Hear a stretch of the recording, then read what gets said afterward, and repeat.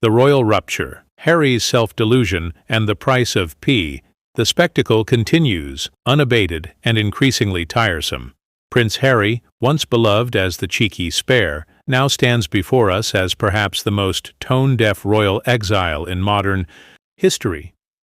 His latest grievance, that his status remains unchanged despite his voluntary exit from royal duty, reveals a staggering disconnect from reality that has become his hallmark. Let's be crystal clear. Harry's status has fundamentally, irrevocably changed. This isn't royal correspondence spinning tales or the institution conspiring against him. It's the cold, hard truth that even the most sympathetic observer can no longer ignore.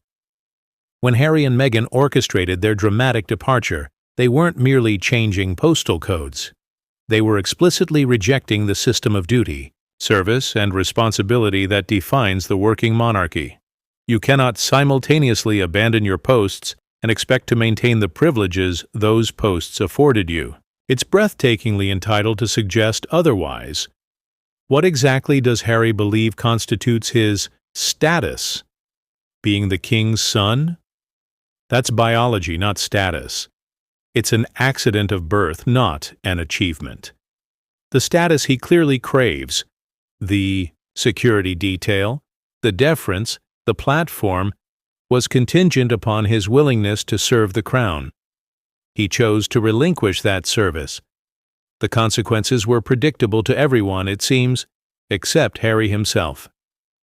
The security argument has become particularly tired. Working royals require protection because they represent the sovereign and undertake hundreds of public engagements yearly on behalf of the nation. Harry does none of this.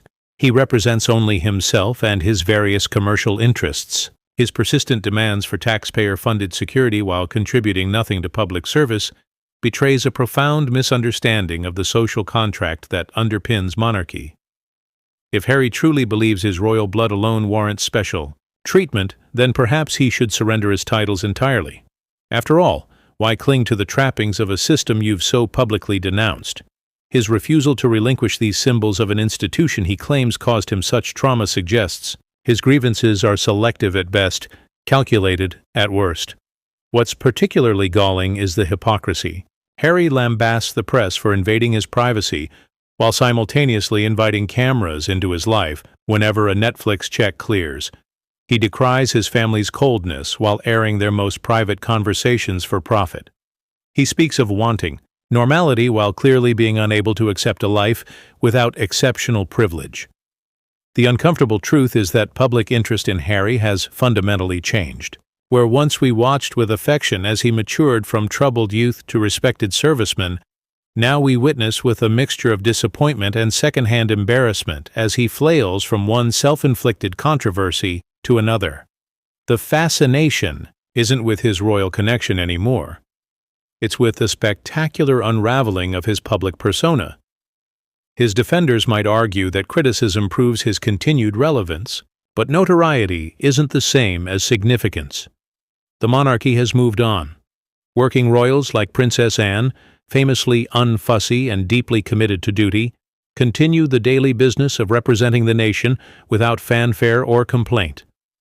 The contrast couldn't be more stark. What Harry fails to grasp is that royal status exists within a framework of reciprocity.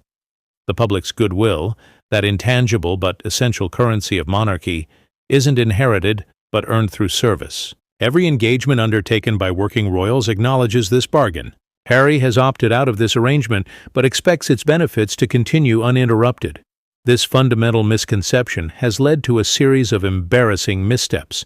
His memoir, his interviews, his documentary all reveal a man desperately trying to monetize the very connection he claims to want distance from. It's a strategy that may yield short-term financial gain, but at devastating cost to his long-term credibility. The institution Harry abandoned continues without him. State visits proceed, garden parties are held, hospitals opened, and regiments inspected. The machinery of monarchy functions as it has for centuries, adapting and evolving without the self-exiled prince. His absence has been absorbed, his roles redistributed. Perhaps most concerning is Harry's apparent belief that public sympathy is inexhaustible.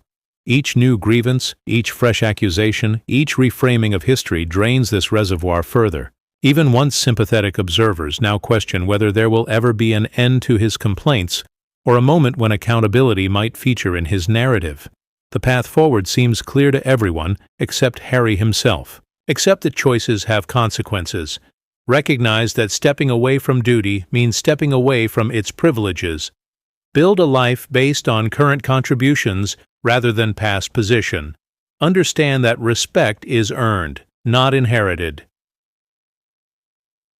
Until Harry reconciles himself to these truths, he'll remain trapped in this cycle of grievance and disappointment. The monarchy will continue its work without him.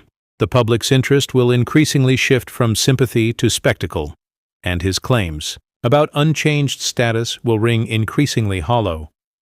Royal blood flows through his veins, certainly, but status in a constitutional monarchy isn't determined by genetics alone. It's conferred through commitment to service. Harry chose to relinquish that commitment. His ongoing confusion about the consequences of that choice suggests a profound misunderstanding of the very institution he was born into. The tragedy isn't that Harry left royal life, it's that he seems unable to fully leave or fully stay, trapped in a limbo of his own making, demanding the privileges of a position he no longer holds while rejecting its responsibilities. Until he resolves this contradiction, neither he nor the public witnessing his struggle will find peace.